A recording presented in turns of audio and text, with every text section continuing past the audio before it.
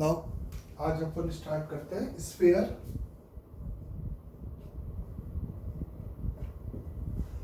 Sphere के concept as a similar to the circle के ही कॉन्सेप्ट होते हैं। तो सबसे पहले इसकी डिफिनेशन अपन देख लेते हैं स्फीयर की। तो अपन स्फीयर की डिफिनेशन में लिखते हैं या बोलते हैं कि स्पेस में किसी भी पॉइंट अगर ये आपके पास x0, y0, z0 एक फिक्स पॉइंट है और एक मूविंग पॉइंट जिसका कोऑर्डिनेट x, y, z है और एक इस तरह से मूव कर रहा है, जो सर्कल बना रहा था तो 2D में सर्कल बना रहा था, वही स्पेस में अब वही सेम डिफिनेशन के अकॉर्डिंग क्या बन जाएगा, स्फीयर बन जाएगा। The locus of a point whose distance from the fix point is constant is said to be the locus of a sphere, and the constant distance is said to be the radius, and the fixed point is said to be center of the sphere. The locus of a point whose distance from the fixed point is constant is said to be sphere. The constant distance is said to be radius, and the fixed point is said to be center of the sphere. So the equation of the sphere is said to be in the, अगर अपन लिखते हैं तो simple आपका x minus x not का whole square plus y minus y not का whole square plus z minus z not का whole square is equal to the r square. ये आपका इस इक्वेशन ऑफ द क्या हो जाएगा, स्फीयर हो जाएगा, जिसका centre x not comma y not comma z not है। तो यहाँ पर जो x, y, z है ये आपको इस स्फीयर की इक्वेशंस रिप्रेजेंट कर रहा है। अंडरस्टैंड सभी को यहाँ तक? The equation of the sphere in the, अगर हम वेक्टर फॉर्म में लिखते हैं तो सिंपली आप कहते हो कि वेक्टर के फॉर्म में लिखने का मतलब कि इस x0, y0, z0 को आप कह देते हो कि इस centre is a position vector है और इस पर एक moving point r position vector consider करके इस स्मॉल r और इसके बीच का जो डिस्टेंस है वो आपका रेडियस कैपिटल R के क्या हो जाएगा, बराबर। तो the equation of sphere in the vector form आप लिखते हो स्मॉल r माइनस का a is equal to the capital R। Mod of small r minus a is equal to the capital R। Simply ये आपका किसका equation हो गया यहाँ पे, स्फीयर, सेम स्फीयर का, बस मैंने यहाँ पर इस r पोजीशन वेक्टर वेक्टर के फॉर्म में उसी स्फीयर का इक्वेशन लिख दिया। जैसा कि आप देख सकते हो कि इस इक्वेशन को जब मैं एक्सपेंड करूंगा तो उसमें x square, y square, z square, x y z और कांस्टेंट टर्म जैसा मिलेगा। जैसा सर्कल में होता था कि एक्स स्क्वायर, वाई स्क्वायर और एक्स वाई और कांस्टेंट, यहाँ पे एक जेड का टर्म और ऐड हो गया सिंपली। नाउ यहाँ पर अगर अपन बात करते हैं कि अपन को क्या चाहिए था कि x minus x not, y minus y not, z minus z not, the general form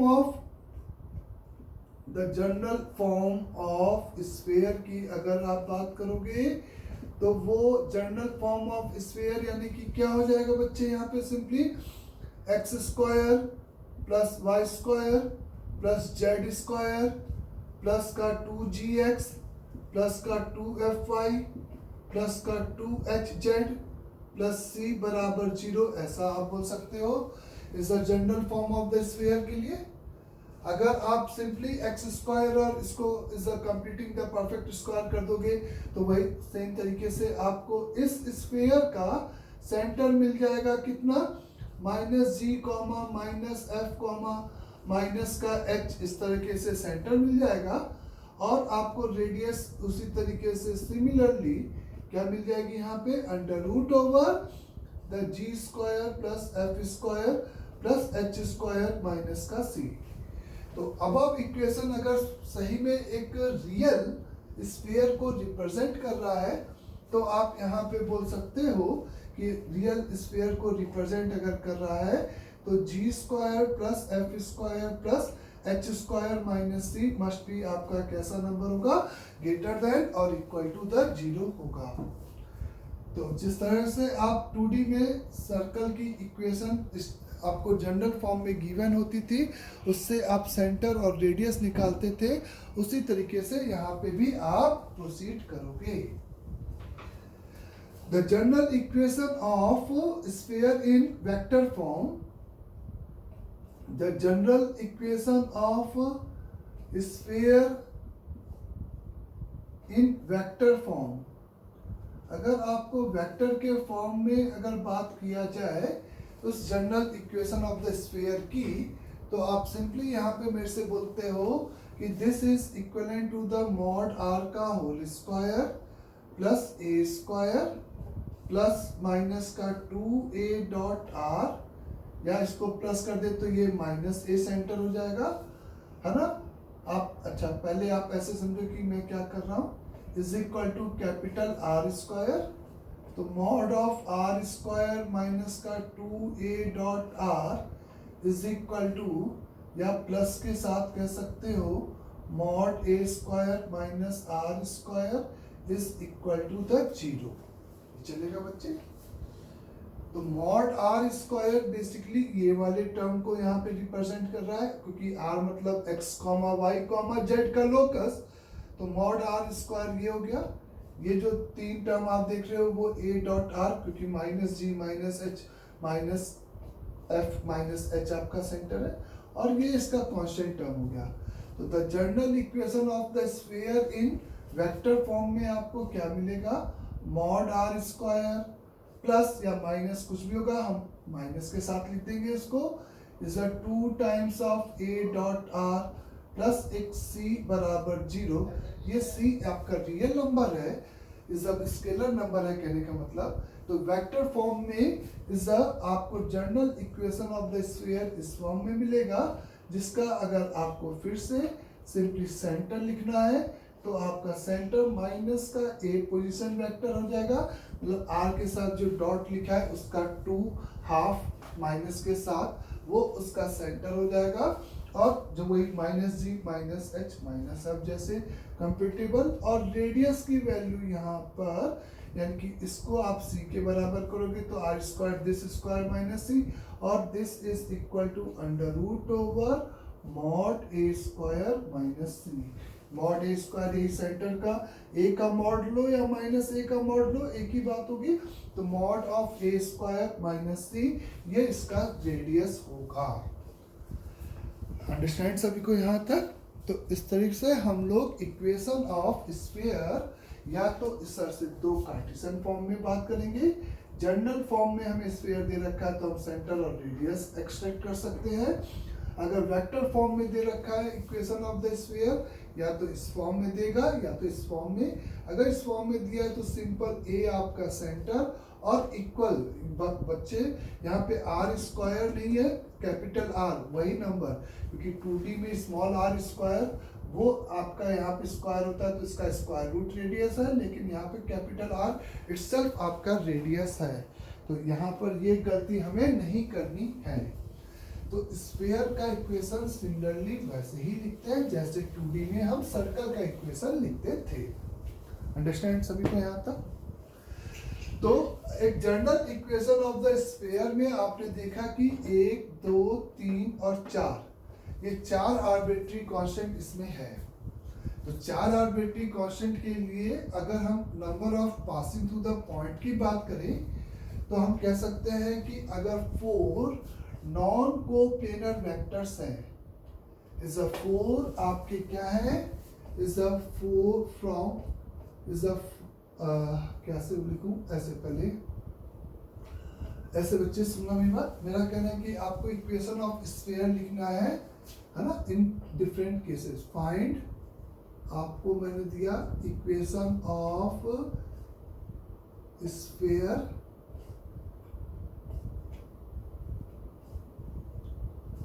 if the centre is simply आप कहो सेंटर इज 2, 3, 1 है एंड रेडियस इज 5 यूनिट है, तो आप सीधे एक लाइन में आंसर लिख सकते हो x माइनस 2 का होल स्क्वायर, y माइनस 3 का होल स्क्वायर, z माइनस 1 का whole square is equal to the 25।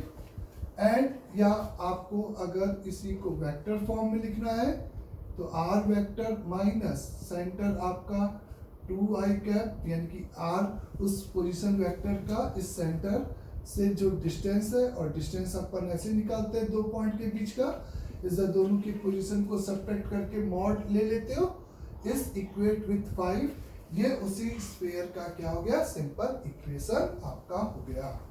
Understand यहाँ तक सभी को मेरे ख्याल से।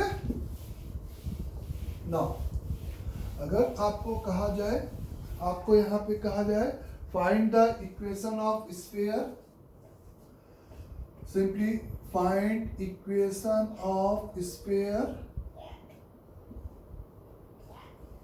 if center is -1, 2, 3 and it simply passes through is a 1, -1, 2, है ना बच्चे। तो इसका मतलब कि सेंटर और पासेस थ्रू दे रखा है, तो इन दोनों के बीच का जो डिस्टेंस हो जाएगा वो उसका रेडियस के बराबर हो जाएगा। तो आपको दो इंफॉर्मेशन चाहिए, एक सेंटर चाहिए और एक रेडियस चाहिए। अगर आप मोटा मोटी समझते हो तो r square is equal to 1 -1 2 यानी कि 4, -1 -2 -3 यानी कि 9, 2 -3 1 -1 यानी कि 1, तो ये आपका 14 हो जाएगा r स्क्वायर की वैल्यू। तो अगर कार्टेशियन फॉर्म में आप लिखते हो तो क्या लिखोगे, x + 1 का होल स्क्वायर इज y -2 का होल स्क्वायर प्लस z -3 का whole square is equal to 14, या आप r माइनस का i कैप प्लस 2 का j कैप, क्योंकि सेंटर का स्मॉल r पोजीशन वेक्टर से डिस्टेंस इज इक्वेट विथ √14। इस तरीके से हम सिंपली स्फीयर का इक्वेशन लिख सकते हैं। अंडरस्टैंड सभी को यहाँ तक भी। तो इस तरीके की चीजें हमें एक तो इज अ गिवन होगी ऐसे, है ना। अगर मैंने आपसे कहा सिंपली ऐसे समझे, find the equation of the sphere, find the equation of the sphere, find equation of sphere passing through the 3 point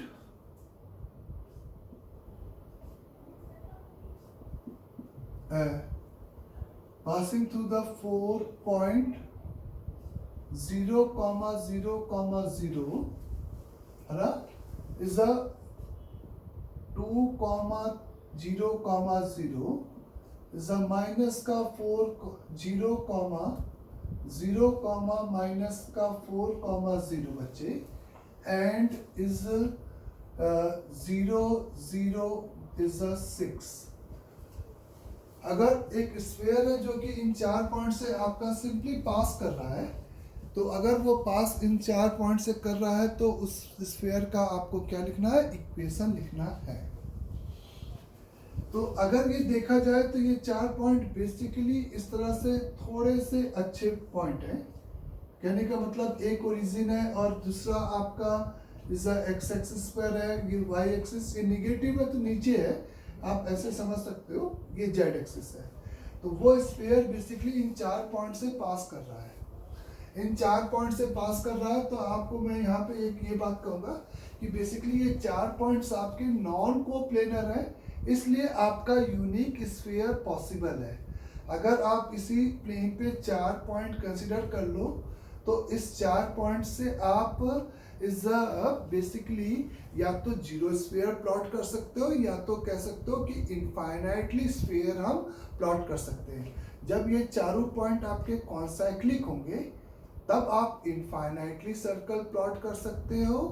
जब ये चारों पॉइंट आपके नॉन कॉन्साइक्लिक होंगे, क्योंकि आप एक स्फीयर है, जब एक प्लेन उसको कट करता है तो क्रॉस सेक्शन आपको एक क्या मिलता है, सर्कल।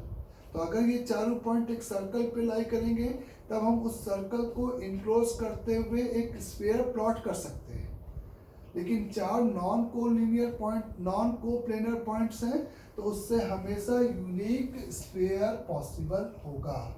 अगर 4 नॉन कोप्लेनर पॉइंट्स हैं, क्या लिखा है, 4 पॉइंट्स लिखा था ना, इस चार नॉन कोप्लेनर पॉइंट्स हैं, तो उससे हमेशा एक कौन सा यूनिक स्फीयर इज आपका क्या होगा, पॉसिबल होगा। नाउ द वो स्फीयर इन चार पॉइंट से अगर पास कर रहा है, तो मेरा आपसे कहना है कि अगर हमें इस स्फीयर का इक्वेशन चाहिए, तो इसका मतलब कि इसका सेंटर और रेडियस दोनों चीज नहीं दे रखा है। तो सेंटर निकालने के लिए एक तो तरीका है कि अल्फा बीटा गामा से हम चारों का इक्वी डिस्टेंस बराबर कर दें। तो सिंपली अगर हम मैथमेटिकली जाते हैं तो let the centre is alpha beta gamma, ये क्लियर सभी को। तो under root over alpha square plus beta square plus gamma square is equate with alpha minus 2 का whole square plus beta square plus gamma square is equate with alpha square plus beta plus 4 का whole square plus gamma square is equate with alpha square plus beta square plus gamma minus 6 का whole square. और इसको इसके बराबर solve करेंगे तो, और इसको इसके साथ और आसान से अल्फा बीटा गामा के ट्रिपलेट आ जाएंगे। बोलो बच्चे, क्योंकि जब आप इसको स्क्वायरिंग करोगे तो आप यहाँ पे देखोगे अल्फा इज इक्वल टू आपको 1 मिल जाएगा, बीटा इसको इसके साथ सॉल्व करना, तो इसके साथ आप सॉल्व करोगे तो बीटा की वैल्यू -2 एंड गामा की वैल्यू 3, यानी कि सेंटर का कोऑर्डिनेट आपको मिल जाएगा 1, -2, 3। 1, -2, 3 आपका सेंटर हो गया। और passing through the point origin है, तो ओरिजिन और सेंटर्स के बीच का जो डिस्टेंस है वो रेडियस हो जाएगा। तो रेडियस का स्क्वायर आपका 1 + 4 + 9 यानी कि 14 हो जाएगा। आप स्फीयर का इक्वेशन किसी भी फॉर्मेट में जैसा ऑप्शन है वो आराम से आप यहाँ पर लिख सकते हो, इज इक्वल द 14। तो ये आपका सिंपली स्फीयर का इक्वेशन हो गया। थोड़ा सा फील करो तो ये कॉर्ड, ये जो लाइन सेगमेंट आप देख रहे हैं वो स्फीयर की कॉर्ड हो जाएगी। अगर हम इस कॉर्ड के परपेंडिकुलर एक प्लेन प्लॉट कर दें, इस कॉर्ड के परपेंडिकुलर प्लेन प्लॉट कर दें, तो वो जो प्लेन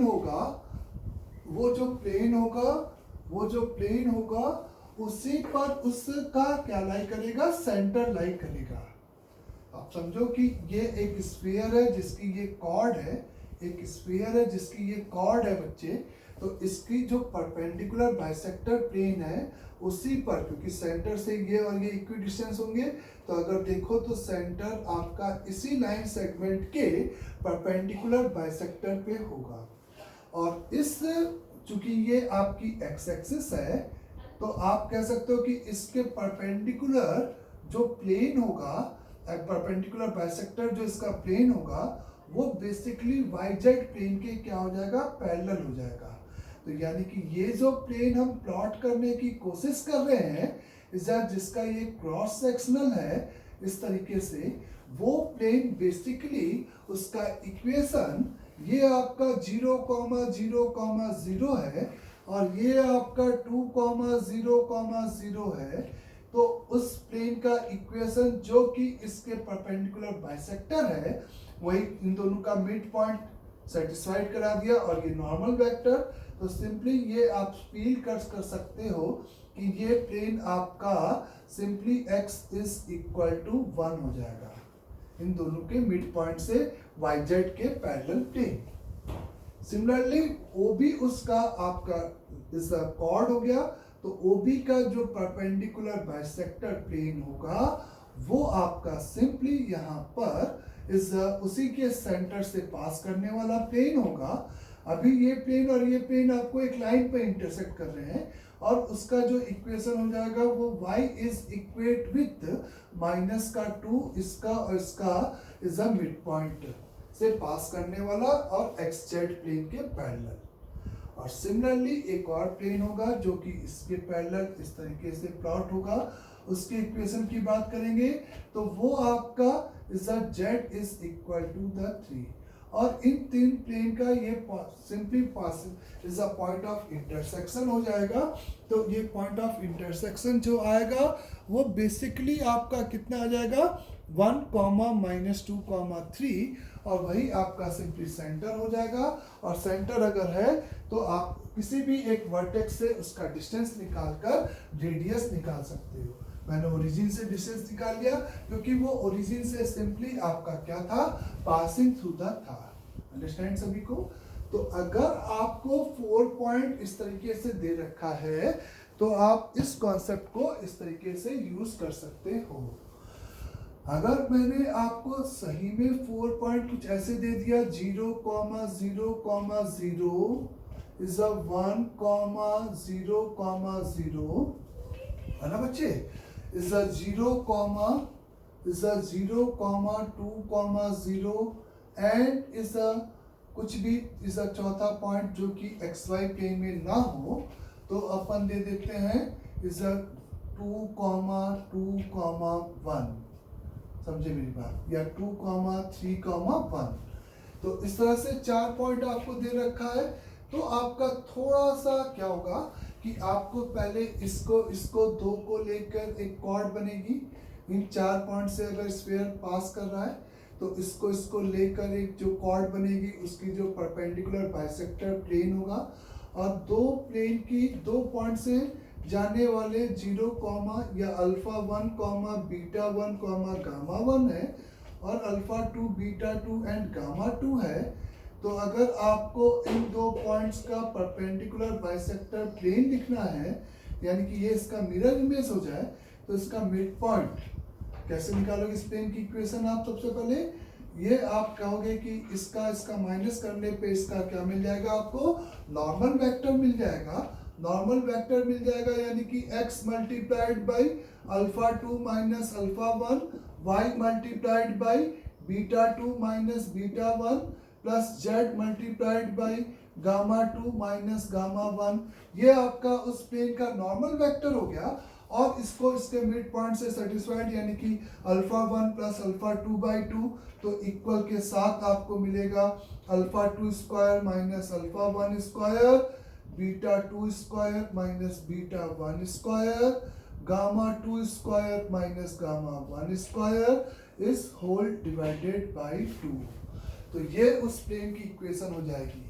तो यहाँ पर अपन सबसे पहले इस प्लेन को, इन 2 पॉइंट को कॉर्ड मान के प्लेन की इक्वेशन लिख ले, इन 2 पॉइंट को कॉर्ड मान के प्लेन की इक्वेशन लिख ले, इन 2 पॉइंट को कॉर्ड मान के प्लेन की इक्वेशन लिख ले, और उन तीनों प्लेन का क्या निकाल दे, पॉइंट ऑफ इंटरसेक्शन।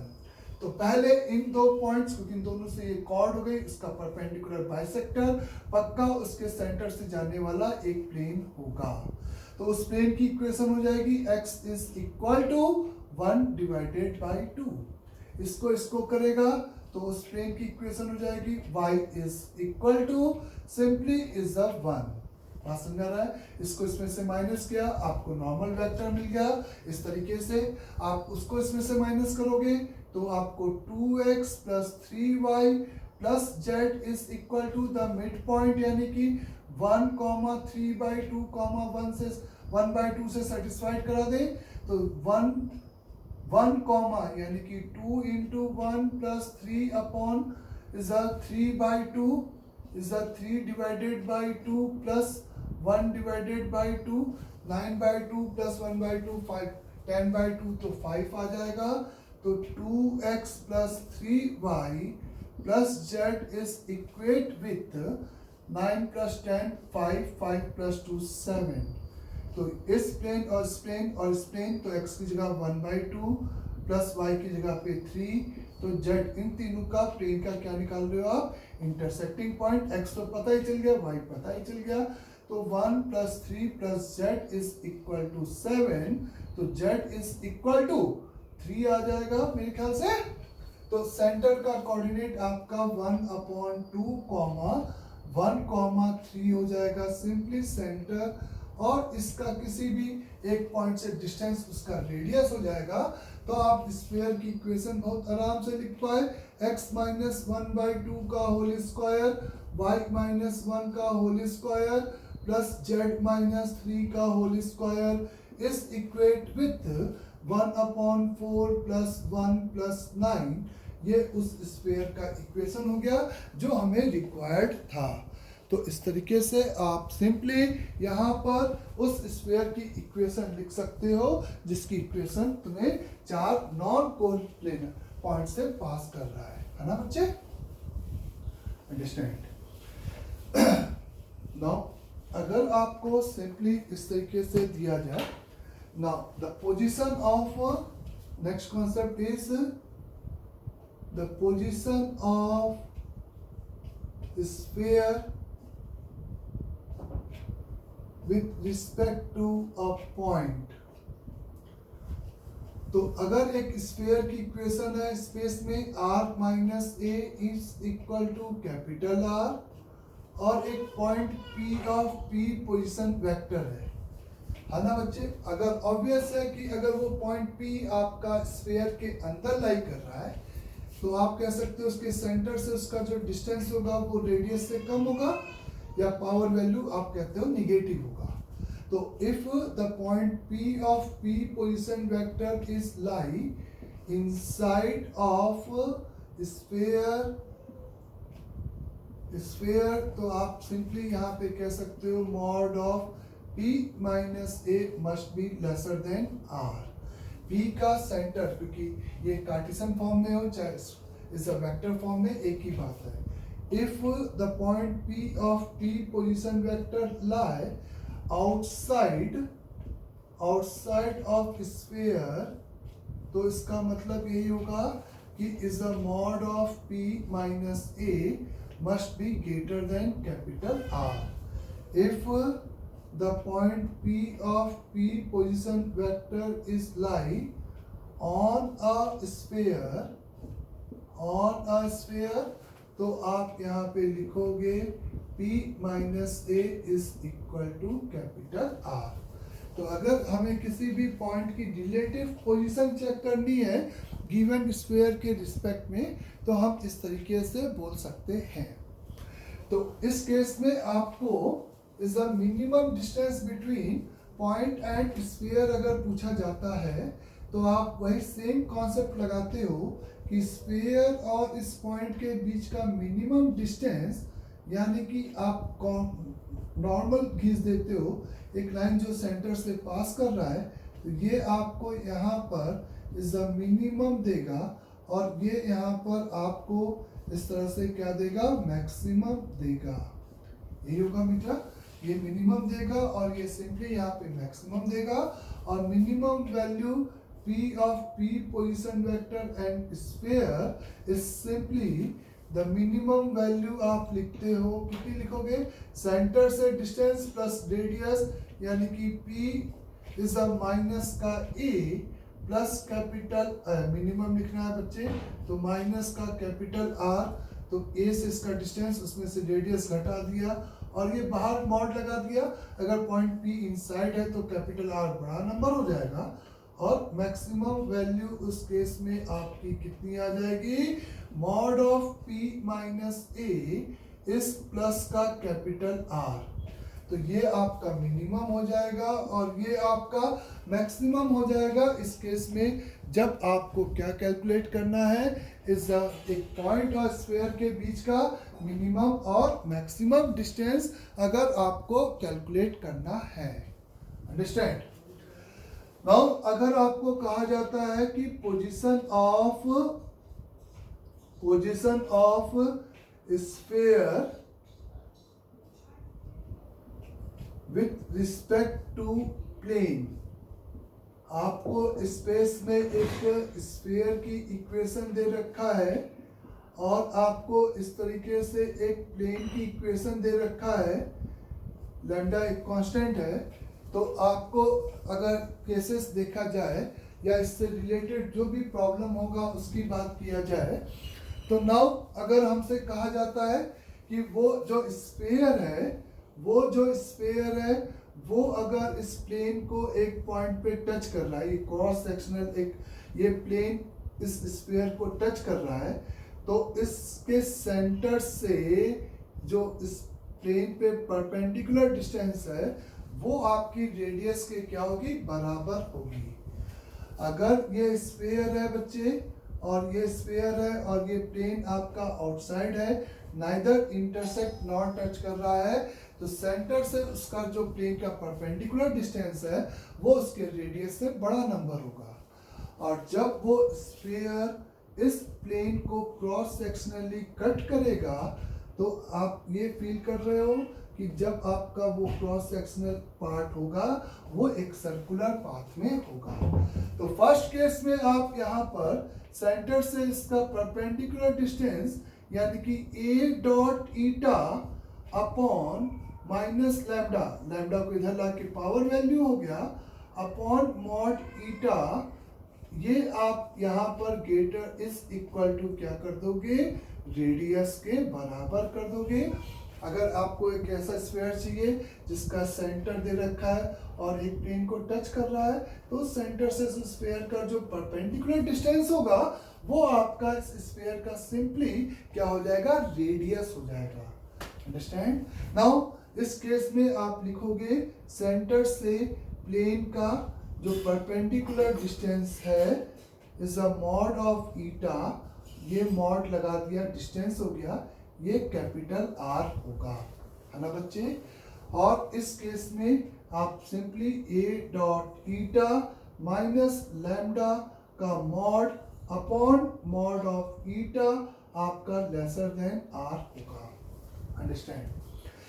नाउ इस केस में आपको इस पॉइंट ऑफ कांटेक्ट अगर पूछा जाएगा तो सेंटर से सिंपली उस प्लेन पे फुट ऑफ परपेंडिकुलर ही आपका पॉइंट ऑफ कांटेक्ट होगा।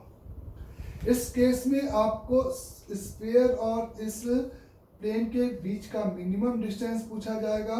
तो मिनिमम डिस्टेंस यानी कि आप कह सकते हो कि ये वाला पार्ट होगा और ये वाला पोर्शन इस सेंटर से इसका परपेंडिकुलर डिस्टेंस में से रेडियस को घटा देंगे तो इसका मिनिमम, मैक्सिमम इनफाइनाइट, क्योंकि प्लेन इनफाइनाइट लेंथ का है। यहाँ पर हमें इस केस में एक ऐसा क्वेश्चन बोला जाता है कि इस क्रॉस सेक्शनल सर्कल का रेडियस की बात करता है। तो जब भी रेडियस की बात करेगा तो पाइथागोरस अप्लाई करना है। ये आपका सेंटर से इसका परपेंडिकुलर डिस्टेंस p आ गया, जिसको ये नंबर आ जाएगा आपका आराम से। ये स्फीयर का रेडियस है, तो ये अगर आपका इस क्रॉस सेक्शनल सर्कल का रेडियस है तो ये आपका पाइथागोरस से निकल जाएगा। इस फिगर में स्मॉल r की वैल्यू कैपिटल R, स्मॉल, ये स्मॉल r इसका मैग्नीट्यूड नहीं है, ये रेडियस ऑफ क्या है, क्रॉस सेक्शनल सर्कल है। इस सर्कल जो क्रॉस सेक्शनल सर्कल है उसका सिंपली रेडियस है। मेरी बात समझ में आई सभी को? तो इस तरीके से आपको इस एक प्लेन और एक स्फीयर का केसेस होगा।